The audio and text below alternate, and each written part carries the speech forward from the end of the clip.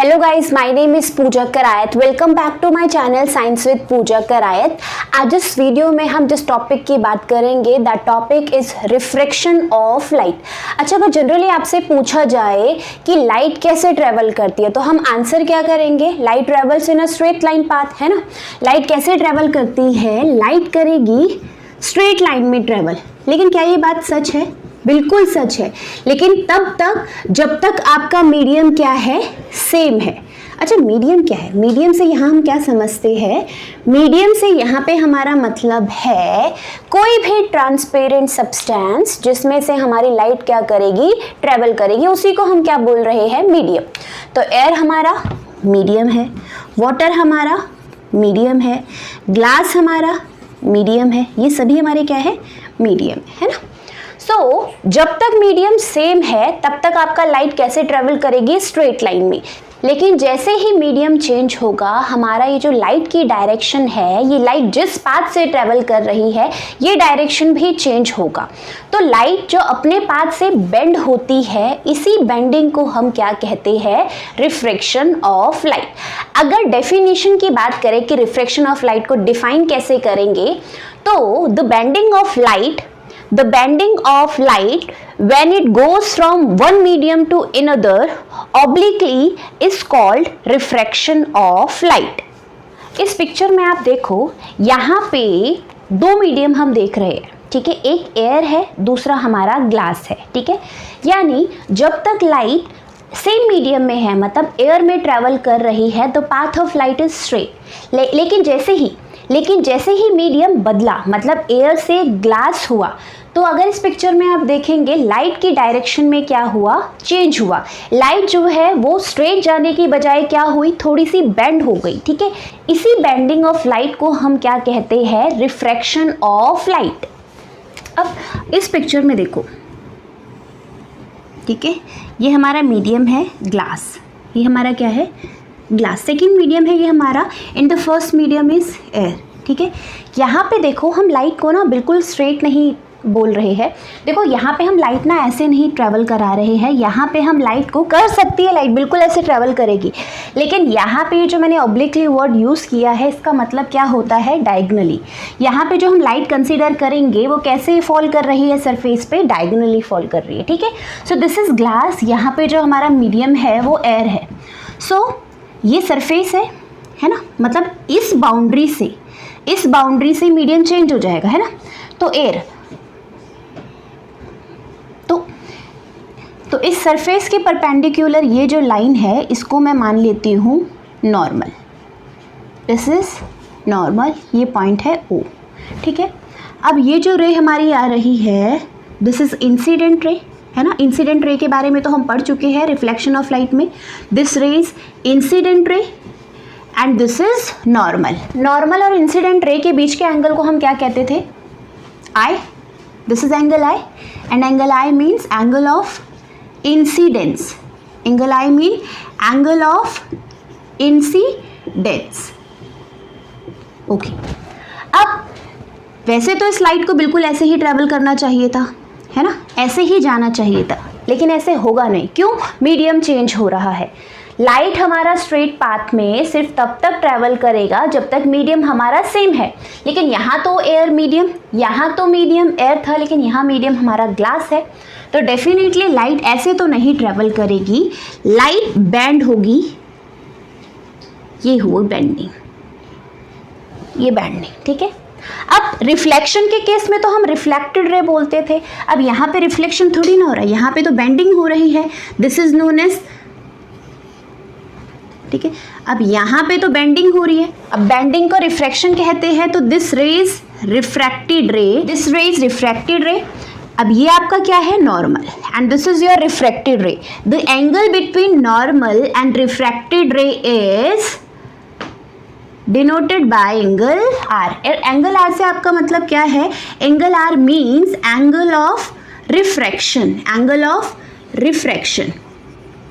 इतना क्लियर है कि नहीं? क्लियर होगा, है ना। अच्छा देखो, जब हमने लॉज ऑफ रिफ्लेक्शन पढ़ा था, वहाँ पे हमने ये पढ़ा था angle I is equal to angle R, है ना। ये सही है, लेकिन किसके केस में? रिफ्लेक्शन के केस में, मतलब जब लाइट ऑब्जेक्ट पे गिर रही है और वहाँ से वापस आ रही है, ठीक है। लेकिन यहाँ पे तो लाइट दूसरे मीडियम में जा रही है तो अपना डायरेक्शन चेंज कर रही है, बेंड हो रही है। यहाँ पे ऐसा बिल्कुल नहीं होगा।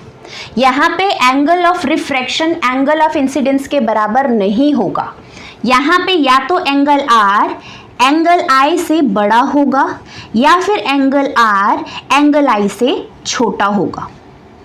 एंगल आई से क्या होगा? छोटा होगा, लेकिन इक्वल टू नहीं होगा। इस वाले केस में आप देखो, this was your angle I, this was your angle I and this is your angle R, ठीक है। अब यहाँ पे अगर आप देखोगे, यहाँ पे एंगल ऑफ रिफ्रैक्शन आपका छोटा है एंगल ऑफ इंसिडेंस से, है ना। अब देखो साइंस है, साइंस क्या कहती है, अगर कोई भी चीज़ हो रही है उसके पीछे कुछ ना कुछ कारण तो होगा। यानी अगर रिफ्रैक्शन हो रहा है तो इसका कुछ रीज़न भी होगा। यही रीज़न को अब हम समझते हैं, यही रीज़न को अब हम समझेंगे। लेकिन पहले एक एग्जांपल कंसिडर करते हैं। यहाँ पे हम दो मीडियम ले रहे हैं, ठीक है। First is air and the second is glass, ठीक है। अगर मैं स्पीड की बात करूँ, लाइट की स्पीड एयर में क्या होती है सबको पता है, 3 × 10⁸ मीटर पर सेकेंड, ठीक है। अब स्पीड हर जगह तो सेम नहीं होगी ना। So what is the speed of light in glass? It is 2 × 10⁸ metre per second, ठीक है। So can you see there is the difference? Means if light will travel in air, the speed will be 3 × 10⁸, but the speed with which light travels in glass is 2 × 10⁸ metre per second. दोनों की speed में difference है ना। कहने का मतलब air में तो स्पीड ऑफ लाइट की स्पीड ज़्यादा तेज है और ग्लास में लाइट की स्पीड कम है। या आप ऐसा भी कह सकते हैं, light travels faster in air but slower in glass. यानी जब लाइट एक मीडियम से दूसरे मीडियम में जाती है, when light goes from one medium to another, from one medium to another, the speed of light changes। देख रहे हो ना, एयर में ज़्यादा है, अगर एयर से ग्लास की तरफ जाएगी तो स्पीड में डिक्रीज हुआ। The speed of light changes. अब इस स्पीड ऑफ लाइट में चेंजेस की वजह से क्या होगा? And this change in speed cause refraction of light. Speed cause refraction of light, ठीक है। अब आपको समझ में आ गया होगा ना कि अगर कोई भी चीज़ हो रही है वो किस वजह से हो रही है। अभी हम ये भी बात करेंगे कि जो स्पीड में चेंज हो रहा है ना, ये हो क्यों रहा है, वजह क्या है, ठीक है। हाँ, अब आगे हम बात करेंगे जिस वजह से रिफ्रैक्शन हुआ, यानी ये जो स्पीड ऑफ लाइट में चेंज हुआ, ये हुआ क्यों, ठीक है। नो, अभी यहाँ पे मीडियम 1 खाली हम ये बात करेंगे, एक मीडियम 1 है, दूसरा मीडियम 2 है, ठीक है। ये हमारा मीडियम 2 है and this is our medium 1। यहाँ पे अगर मैं ऐसे बात करूँ, यहाँ पे सबसे पहले एक तो हम बीम ऑफ लाइट कंसीडर करेंगे, ठीक है। इससे पहले जो मैंने आपको डायग्राम समझाया था वहाँ पे हम एक सिंगल रे कंसीडर कर रहे थे। यहाँ हम एक पूरी बीम लेंगे, बीम मतलब ग्रुप ऑफ रेज लेंगे, ठीक है। तो सपोज करो ये हमारी बीम है, ठीक है, यानी बहुत सारी रे है यहाँ पे, एक साथ काफ़ी सारी रे आ रही है ना। अगर बिल्कुल स्ट्रेट आ रही है, ठीक है, तो कोई चेंज, क्या आपको दिख रहा है?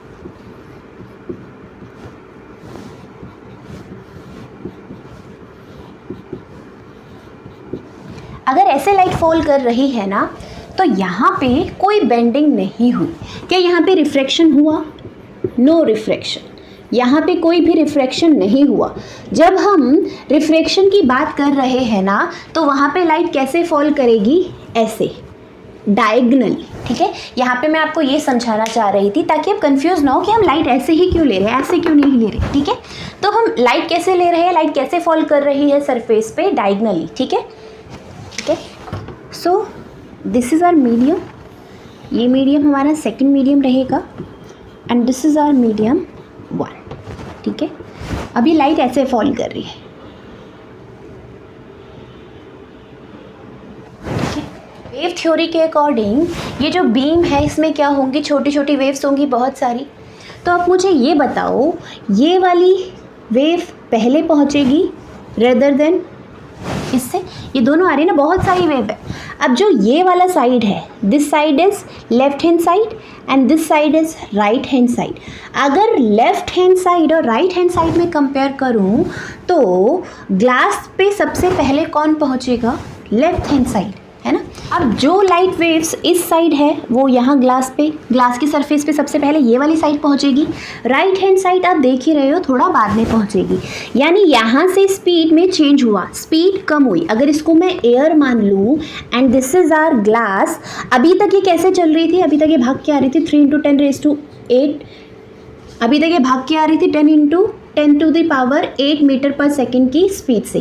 लेकिन अब मीडियम बदलेगा तो इसकी स्पीड भी तो बदलेगी ना। यानी अब ये स्पीड हो गई 2 × 10⁸ मीटर पर सेकेंड, ठीक है। यानी यहाँ जो वेव है वो ये पहले एक्सपीरियंस करेगी, मतलब उसकी स्पीड कम होगी, या जो यहाँ पर है ऑब्वियसली जो बाद में आ रहा है ना उसको बाद में स्पीड उसकी कम होगी। क्यों? ये पहले पहुँच गई है। लेफ्ट हैंड साइड वाली वेव सबसे पहले पहुँची तो सबसे पहले स्पीड कम हुई। अब क्योंकि ये वाली जो लाइट है जो बाद में पहुँच रही है, जाहिर सी बात है उसकी स्पीड भी क्या होगी? बाद में कम होगी। अब इस वजह से क्या होगा, ये जो लाइट है ना ये बेंड हो जाएगी। ये लाइट क्या हो जाएगी? बेंड हो जाएगी। And this bending of light is known as refraction. तो जहाँ स्पीड में चेंज होने की वजह से ही तो क्या हो रहा था, हमारा बेंडिंग हो रही थी। इसी बेंडिंग को हम क्या कह रहे थे? रिफ्रैक्शन कह रहे थे। अब स्पीड की वजह से रिफ्रैक्शन हो क्यों रहा था? इस वजह से हो रहा था क्योंकि लाइट जो है वो कैसे फॉल कर रही है? डायगनली फॉल कर रही है।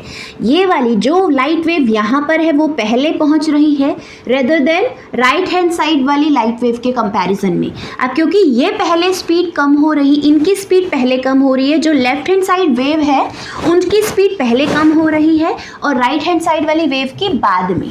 तो स्पीड में जो डिफरेंस आया ना, इनकी स्पीड पहले कम, एक ही बीम की बात कर रही हूँ मैं, इसकी स्पीड पहले कम हुई, इसकी स्पीड बाद में कम हुई। इस वजह से क्या हुई? बेंडिंग हुई, लाइट क्या हुई?